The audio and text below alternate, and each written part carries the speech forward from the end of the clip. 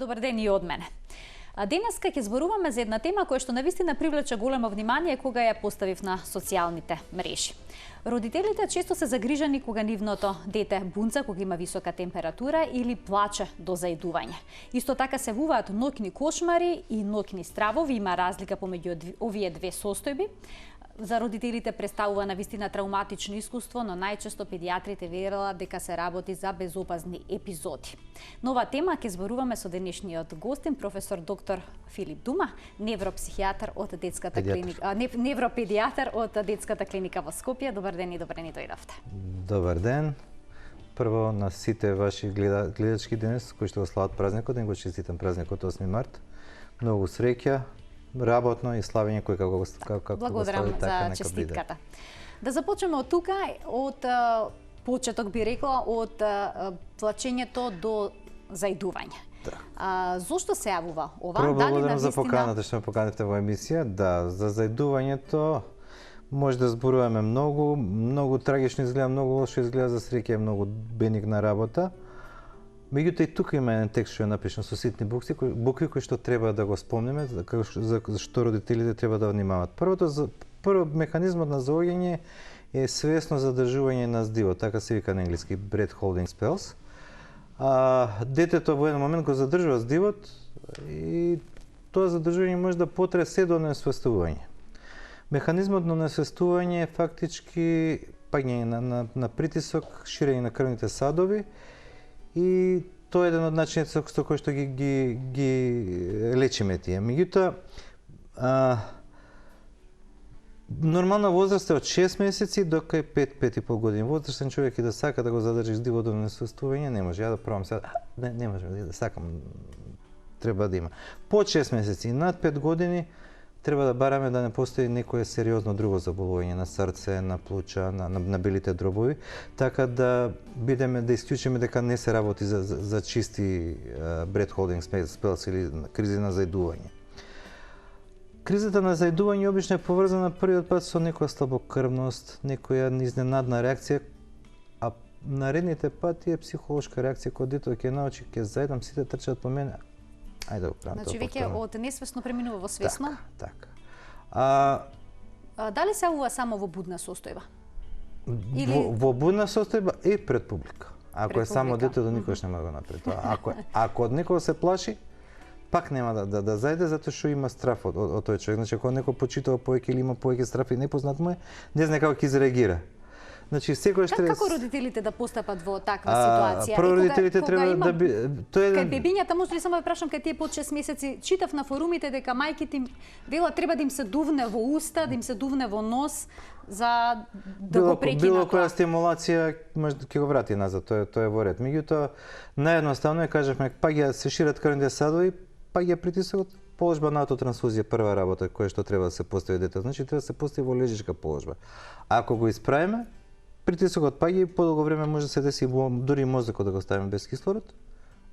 Не така да направи нешто критично со мозокот, меѓутоа може да преди во прав напад. Ако го легнеме, ако го поставиме положба на аутотрансфузијата, значи на страна поставено, рацете и нозете малце нагоре, крвта се враќа во мозокот, просто кажано народски, и детето е безбедно. Ништо не се става во уста, дури прав напад кога има, нема потреба ништо да се стави во уста. Чим ќе оставиме бочна положба, се што има од устата ќе си излезе само. Моментот кој ќе биде кризата, кај некои деца може да биде опасен по живот, значи тука родителите треба да бидат присутни. Меѓутоа и така тие кризи не одат без публика. Ако има нешто во устата, ако има шанса да се задави, тогаш треба да изреагираат брзо, меѓутоа ова е безбедната положба, безбедната работа што треба да се направи. Другиот механизам како настана, тоа е вид на интеракција помеѓу глумец и публика. Детето е глумец, сватило дека на тој начин нешто добива, било колку тоа е банална работа, и кој ќе види дека представата му оди добро, оди на аплауз добива, награден за своите постапки, па представата оди на бис. Ако родителите на културен начин, на фин начин, му дадат до знање дека не ги интересира, значи престанат да реагираат бурно кој ќе направи така, престанат да се стрчуваат сите. Да бидат смирени, ама да тоа е тешко не треба, ситуација. значи смирени треба, кој ќе станат свесни, најголем дел од родителите тоа го прават. И детето, ако примети дека со тоа не добива ништо, секој родител ќе оди ќе си го гледа детето, нема да го остави да паѓа во несвест. А меѓутоа, ако свати детето дека со тоа не добива ништо, полека ќе престане. Значи, тоа е битно да се прекини наградата за тие напади. Реакцијата на родителот, паничната реакција на родителот е награда за тие напади. Било што работел родителот го прекинува и доаѓа обратува внимание на детето. Значи, едноставно треба на глумецот да му кажеме дека представата не му чини да смисли друга представа. Не е ништо страшно изгледа, многу страшно изгледа и така да кој ќе дојде уплашен родител. Значи се плаша тоа да не премине во епилептичен напад. Значи тоа со епилепсија не е поврзано на никаков начин. Може некој што имате епилепсија, некој да личат едно на друго. Меѓутоа повеќе треба да се провери дали има васкуларни проблеми, дали има проблеми со дишење, дали е слабокрвно детето. Значи се прави една дијагностика. Дијагностиката е еднократно крвна слика. Најобично да се преслуша педијатрот, може да го преслуша срцето и белите дробови да види дали е функцијата која што треба. Меѓутоа по 6 месеци треба да го види и педијатар кој што е специјалист кој што работи со доенчиња, за да процени дали има некоја друга причина која што може да дојде до тоа. Под 6 месеци веќе по 3 месеци може да биде централна причина, може да биде уклучен мозокот во тоа, така да кога зборуваме за типичната возраст, само еден општ преглед, крвна слика и да се смири родителот, да знае како да постапи. Ако се смири, ако ги прифати, многу брзо престанува. Некогаш некои педијатри препорачува терапија со B6 витамин. Значи, потоа препорачуваат детето да има некоја дневна рутина, точно да се знае кога станува, кога легнува, кога јаде. Сето ова дали има некаков ефект? Не сум човек на рутини, не можам да ги прифатам ја рутините, така да. А B6 дававме, дури некој даваме тука и гамебетал, меѓутоа тоа е за терапија за родителите, терапија не за детето. Малце ќе го смири детето B6, меѓутоа нема да ги излечи. Основна е постапката помеѓу родителот и детето. Има некои деца кои ќе ги прават тие работи само кои ќе се повредат на пат, на силни дразби. Тие се уште помалку страшни, меѓутоа до 5,5 години може да трае таа состојба и е страшно изгледа, за среќа не остава последици и тие се најчесто деца кои што се добро развиени, паметни, интелигентни деца кои што учат како да ја командуваат околината. Так. 3076-677 телефонскиот број на телевизија Телма. Можете да се јавите да поставите прашања поврзани со денешните теми, бидејќи ќе зборуваме за неколку теми. Следно е бунцањето. Кога децата имаат висока температура, кај некој од нив, значи не кај сите, се јавува една состојба која што народно е наречена бунцање, односно зборуваат неповрзано. Кога ќе им се симне температурата, кога ќе се нормализира температурата, не се сеќаваат на ништо. Дали е во прашање некој невролошки проблем? Во прашање е високата температура која што си прави одраз и посебно ако детето дехидрирано, циркулацијата на мозокот. Меѓутоа не е нешто што дава трајни последици. Хипертермијата секогаш може да направи оштетување на мозокот, значи треба да се внимава за хипертермијата. Треба детето да биде соодветно хидрирано. Бунцењето не е само кај деца, бунцењето е во секоја возраст може да се јави, тука нема правило. Обично многу живописно во некои педијатриски книги опишано како синдром на Алиса во земјата на чудата. Така, значи, ама меѓутоа ако има тука стара публика, тоа значи пред 4 многу стара треба да биде. Во времето на маларијата, треските кои што со маларија, состојби кои што идат со висока температура и бунцењето се редовен синдром. Инфективните синдроми кои што се како тифусот, како некои други што се салмонелози, одат со високи температури и со синдроми со бунцење. Во денешно време антибиотиците многу ја скратија и изчистија таа состојба на високи температури, на екстремно високи температури и многу поретко ги гледаме. Меѓутоа пак може да ги видиме се бенигна состојба која што се повлекува и која што најчесто не остава никакви последици, меѓутоа треба да бидеме внимателни. Значи детето треба да биде соодветно, човекот треба да биде соодветно хидриран. Така. И да се бориме со хиперпирексијата. Хиперпирексија е нормално зголемена температура, тоа е температура над 40, над 39,5 веќе треба да почнеме да се бориме со температурата. Иначе температурата сама по себе е продуктивна, е еден од начините организмот да ги уништи бактериите и вирусите, така да до температура 38,5 па до 39 не треба многу да интервенираме, освен со соодветна хидрација, може туширање, може облоги некои масажи, меѓутоа не треба да да реагираме панично. Паничното симење на температура исто така може да направи да предизвика фебрилни конвулзии, може да предизвика и тоа бунцење, значи наглите промени на температура може да предизвикат, меѓутоа битно е да ги заштитиме децата и возрастните од хиперпирексија. Тоа значи да имат доволно течност. Исто како колата, ако нема водоохладување, ќе скува колата, ќе прокува, ќе биде. Тоа се едноставни механизми кои што треба да се внимава. Имаме гледач на линија, да го вклучиме, да слушнеме кој е неговото прашање. Добар ден, повелете, до програма сте. Добар ден. Поздрав до емисијата и ви честитам водителке вас среќен 8 март. Благодарам, честитки до вас. Благодарам. Јас сум мајка на 15 годишно бебенце. Сега 15 месеци. околу 8 месеци имаше кога почнаат овие така наречени ноќен терор. Така, ноќни стравови, најтерор се опишани така. Тие се уште траат. Значи се случува некогаш навечер и по 5-6 пати. Бебчета се разбуди со вриштење, в неколку минути пак заспива. Така. Сега ме интересира од што може тоа да се појавува и дали може тоа некако да се отстрани од животот на бебче. Ви благодарам што се јавивте. Ова е всушност и следното прашање за ноќните стравови. Зошто се јавуваат кај децата и во кој дел од сонот се најчесто присутни? Тие се во нон-рем фазите на сонот. Има REM, Rapid Eye Movements, брзо движење на очите и фази кога ги нема тие. А родителите се обично многу заинтересирани за своите деца и седи цел него посматрат дете, едно време ќе почне таа REM фаза, ќе почнат брзи покрети на очите и доаѓа доктор има конвулзии.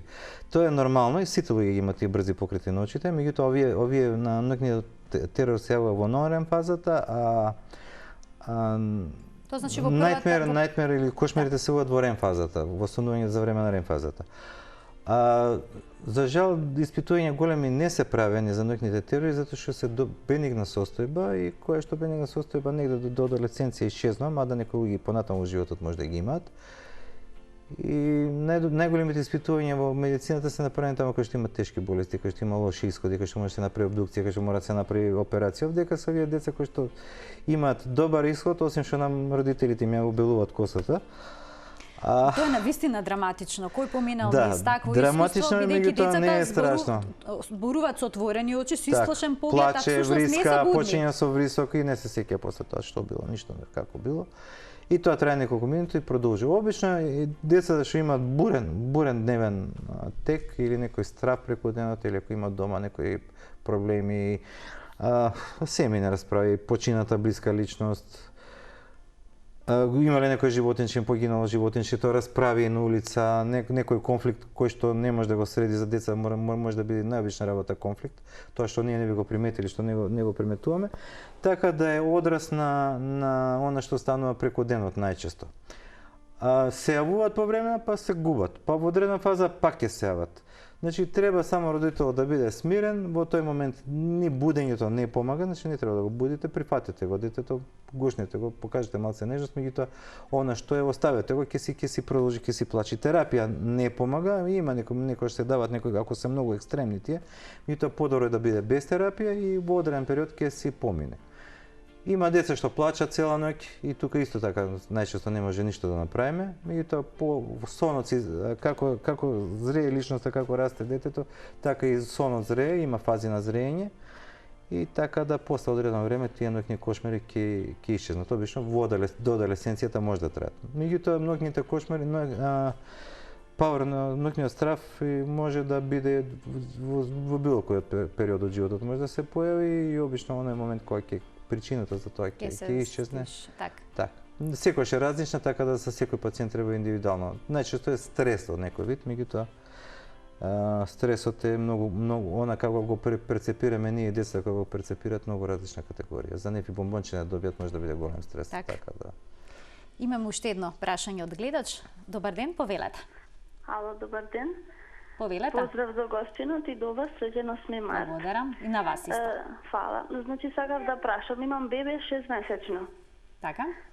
И до сега, значи, никогаш немам средната температура, никогаш, значи, 36 со 9 до 37, значи. Ама сношти баш имаше 38 со 1 и имаше промени нешто во дишењето. Дали е тоа од температурата или, например, треба да посетам друг доктор? Значи, Имаше дишење, како... Забрзано. Да. Така. Забрзано дишење при покачена температура. Да, 38 ноше со 1. Значи тоа е највисока температура што имано тогаш имат родено, значи 6 месеци има. Така. До сега немаме имано такви проблеми, не знам за тоа. Така. Ви благодарам што се јавивте. дали е Доктор детето на природна или на вештачка исхрана? Дали си уште гледачката на линија? Добро, и да не е на линија. Ако е на природна исхрана, ако е на доење, така старите доктори викаат го чува Господ, не му треба доктор. Ако не е на доење, почесто ќе гледате доктор, затоа што вештачката исхрана не нуди таква заштита. При секој покачување на температура се покачува метаболизмот на организмот, така да организмот има поголеми потреби од кислород и од хранливи материи и поголеми потреби од течност. Така да до негаде наголемување на бројот на респирации, на дишење и наголемување на срцевата работа е нормално. Меѓутоа, ако тоа преде во екстрема, секогаш треба да видиме да не се работи за некоја обструкција, за некој воспаление на белите дробови и така натаму. Така да, ако е покачена температура и ако не ви се допаѓа како изгледа, барем во наши услови имате доктор. Така, 724 на педијатар. Да, имате 724 медицински услови во Македонија, така да може да и не е лошо да помините, со тоа што ако е на природна исхрана, ако е на доење, бидете многу посигурни. Доволно течности треба да му обезбедите да спадне температурата и нешто за спуштање на температурата и тоа е тоа. Да го слушнеме прашањето на следниот гледач. Добар ден. Добар ден. Повелете, во нулен плюс сте вклучени, кој е вашето прашање? Вака, прво да ви честитам празникот. Благодарам, честитки до вас. Ете така, да го поздравам и докторот, одлична е темата. Сега јас имам прашање, се работи за 3 месеци, од 3 месеци имам 5-месечно бебе.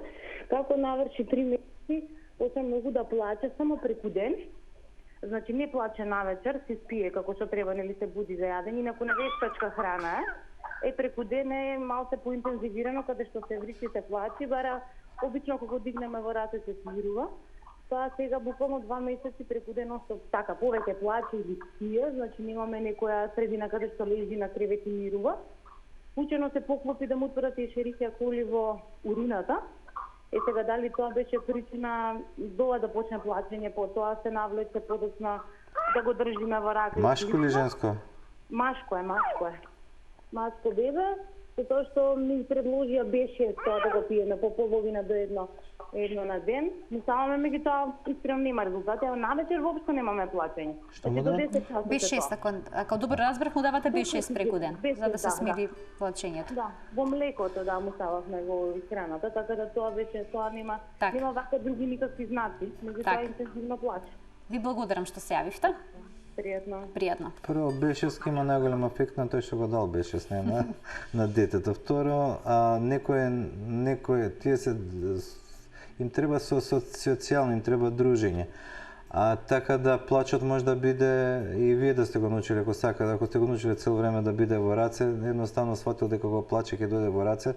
Тие се веќе има социјален живот и веќе разбира како може да ве води, така да може да е и тоа причината. Меѓутоа правата причина сепак треба да се види од стручно лице, да види дали има нешто органски или само детето е тоа му е начин на комуникација во тој период. Ако мирно спие, ако за време на спиење не плаче, ако е најадено, ако има периоди кога се игра, кога ќе се заиграте, значи дека најверојатно е причина вашата преголема љубов. Обично тоа го прават сите родители кои сакат да покажат повеќе љубов, па некогаш и премногу љубов е исто така штетна како и недоволно така да. Јас би се навратила на ноќните кошмари, да направиме она разлика помеѓу ноќни стравови и ноќни кошмари. Која е суштинската разлика? Кошмарни сонови, тие се јавуваат во REM фазата, кој после кошмар ќе го разбудите и ќе се разбуди и свесно е ориентирано, значи тоа се ноќни мори. Ноќни мори, така, тие се лоши сонови, што се поголеми деца и исто така се одраз на она што станува во околината, така да се пролазни, некој се јавуваат, па се губат, има периоди. И со зрење на сонот исчезнуваат. Меѓутоа и тие кошмари може да се било когаш во со паворот, со ноќниот страв е придружено и сомнамбулизмот, одењето во сон, тоа исто така иде во рем фазата. И месечарењето само по себе не е страшно, меѓутоа за месечарењето е битно да биде во безбедна средина, затоа што постои мала шанса да во месечарењето да се повреди. Така. Тоа е најбитно. Друго се бенигни работи кои што проаѓаат и не остават никакви последици на децата, а на родителите некој бело влакно ќе остават, меѓутоа тоа е дел од растењето на децата. Многу повеќе од неколку. Имам уште еден гледач на линија да го вклучиме. Добар ден, повелете, кој се јавува? Повелете. Една баба загрижена, прво Само ќе ве молам малку погласно, бидејќи јас берам, не слушам добро во студија. Прво свети празник. Благодарам и до вас. Јас имам внук. Намалете го само тоното телевизорот, ќе ве замолам. Имам внук 13 месеци. Така. Некој пат ноќи многу плачи. И дури од што плачи по 2-3 сати, други ден е закрива. И умштен да речем не зборува. Си знај, сега ќе те однеси, ќе те направи се, ама не разговара, не зборува, да речем, прво другата внука, добро, таа е 2 години, таа се знај, да речем, зборува, прави сите работи. Али овој се со мимики. На 13 месеци треба само слогови да кажува. Баба, мама, да ги спои слоговите во зборче. Да, али, например, не ги покажува кој е баба, кој е мама, во тој смисел. Така, добро, сега малку излегува од темата, значи суштинското прашање беше плачењето навечер, ако не се лажам, дека многу плаче навечер и по неколку часа. На 13 месеци веќе плачење навечер треба консултација со педијатар да се види некоја причина, дали дел од исхраната, дали нешто што станува во околината. Меѓутоа, не зборување и не контакт со средината бара ран скрининг за аутизам, не значи дека е аутизам, меѓутоа бара ран скрининг, може МЧ тесто да се направи и да се види. Има многу машки дете и деца обично покасно прозборуваат. Така да ако таткото прозборува покасно, веројатно и детето покасно ќе прозбори, тоа покасно зборување може да биде до 3 години да биде. Меѓутоа тоа не значи дека не треба да се направи скринингот и ако евентуално треба некоја стимулација да се направи таа стимулација, затоа што друг третман освен стимулација не постои, медикаментозен третман не постои. Така да е добро да се направи тој, макар и би требало и педијатрите да знаат да го направат МЧ-то, ако не или на клиника, или во доктор Двојаков во Бит пазар, или во ментално здравје може да се направи тоа, да не се испушти нешто што на време може да се помогне. Посебно кај деца кои што имаат склонност кон аутизам, раната стимулација ги отклонува тие работи, кај деца што се со нормална интелигенција. А може се да биде нормално, така да не ве плашам, и тоа подобро е да се интервенира на време за да се... Да. Посебно секој што има проблеми со зборување, не е лошо да се направи, тоа се 20 МЧ-тот е многу едноставен и би требало да се направи нешто. Секако.